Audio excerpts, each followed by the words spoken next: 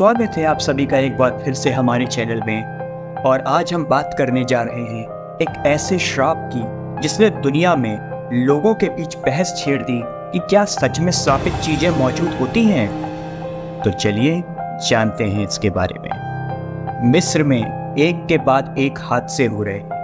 कुछ ही रोज पहले यहाँ स्वेज नहर में एक मालवाहक जहाज हफ्ते भर फंसा रहा, जिससे खरबों डॉलर का नुकसान हुआ। इससे पहले एक ट्रेन हादसे में 30 से ज्यादा जानें चली गई। कुल मिलाकर कई हादसे एक कड़ी में हुए। इस बीच यह आशंका जताई जा रही है कि ये सब मिस्र की प्राचीन मम्मियों को छेड़ने के फैसले के कारण हो रहा। दरअसल शनिवार को सरकार 22 शाही मम्मियों को एक संग्रहालय में स्थानांतरित करने जा रही है और इस बात पर मम्मी के श्राप की चर्चा हो। यहाँ साल 2018 से खुदाई में लगातार प्राचीन ताबूत मिल रहे हैं। इनमें से कई ताबूतों को ऊपर से ही देखा गया तो कईयों को खोला भी नहीं गया। इसके पीछे इसी श्राप का डर है। दरअसल इसकी वजह है मिस्र के राजा तूतनखामेन का ताबूत, जिसे खोलने पर उन सबकी जानें रहस्यमयी ढंग से चली गईं जिन्होंने ताबूत से छेड़खानी की थी।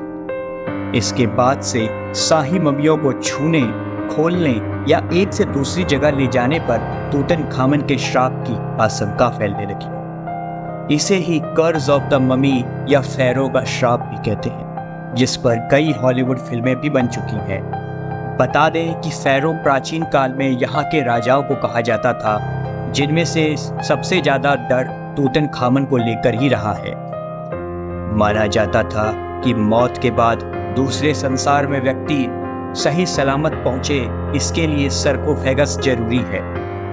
लकड़ी पर नक्काशी के साथ ताबूत के भीतर कीमती रत्न और गहने भी रखे जाते थे। साथ ही मृतक का नाम खुदवाया जाता था ताकि मरने के बाद उसे कोई मुश्किल ना हो। साथ ही साथ सरकोफेगस लकड़ी के चौकोर ताबूत से अलग मृतक के शरीर के बनावट और कद के आधार पर बने होते थे। पुनर्जन्म पर यकीन करने वाली मिस्र की सभ्यता में मरने वालों के शरीर पर खास लेप किया जाता था और फिर उन्हें दफनाया जाता था कि जिससे शरीर खराब ना हो। यहाँ तक कि ताबूत की खुदाई पर पैसे लगाने वाले तमाम लोग भी मर चुके हैं। खुदाई के एक दशक के भीतर ही टोटल 26 में से सिर्फ 6 लोग बाकी रहे और जल्द ही माना जाने लगा कि यह राजा तूतनखामेन का ताबूत ही साबित है और उसे छूने या किसी भी तरह की छेड़खानी करने वाली चीजें बदकिस्मती ले आती हैं। इसी के तरह सारे शाही ताबूतों को श्रापित माना जाने लगा। भूतपूर्व इजिप्टोलॉजिस्ट यानी कि इजिप्ट पर अध्ययन करने वाले डोमिनिक मॉन्टसेरस ने द इंडिपेंडेंट अखबार के एक इंटरव्यू में मम्मी के श्रापित होने और रहस्यमयी मौतों के बारे में खुलकर बात की है। मम्मी के शापित होने पर कई किताबें भी लिखी गई हैं, जिनमें से एक किताब लॉस्ट इन पिरामिड और द कर्ज ऑफ द ममी खासी चर्चित रही है। तो दोस्तों, ये थी उस श्राप की कहानी।